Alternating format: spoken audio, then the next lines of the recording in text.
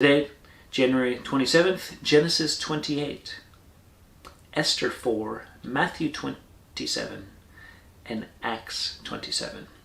Well, I mentioned it yesterday. Matthew 27 is culminating with the crucifixion.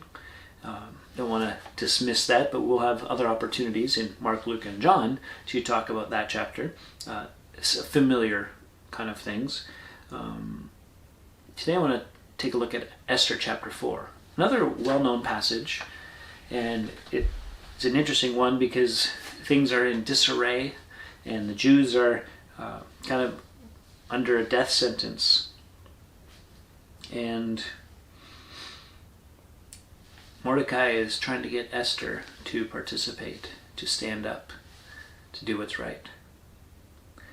So Esther chapter 4, verse 10, Esther spoke to Hathach and commanded him to go to Mordecai and say, all the king's servants and the people of the king's provinces know that if any man or woman goes to the king inside the inner court without being called, there is but one law to be put to death, except the one to whom the king holds out the golden scepter, so that he may live. But as for me, I've not been called to come into the king these 30 days.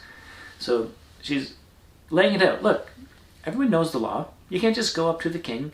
You can't just have that kind of open relationship. No, I haven't even been called in a month.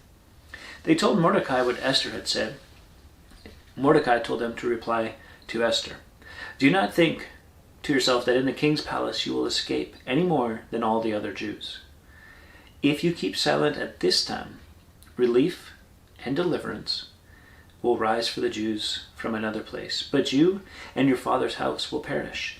And who knows whether you have not come to the kingdom for such a time as this.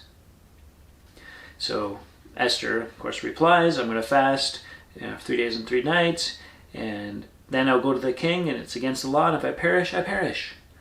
What's going on here? God's put you in a place, in a position. You have opportunity. Are you going to act on it? And it took the word of the Lord through Mordecai, in a sense, from Esther to go, yeah, I am. If I perish, I perish. And we, take these verses and we apply them all kinds of places. But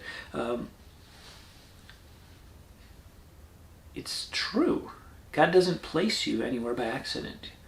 You're not at the job that you're at by accident. You're not with the family, with the neighborhood. All these things, God has strategically appointed and placed you. Part of his divine plan unfolding in the heavens that we neither see nor understand. Now notice the faith of Mordecai.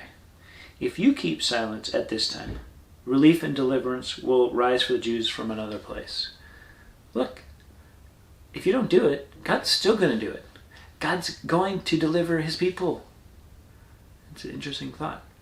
From a Jewish perspective, there was a strong belief that God was watching out for them.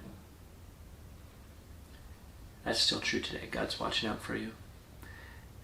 You're positioned, ready to do all that is before you. Will you take that step of faith?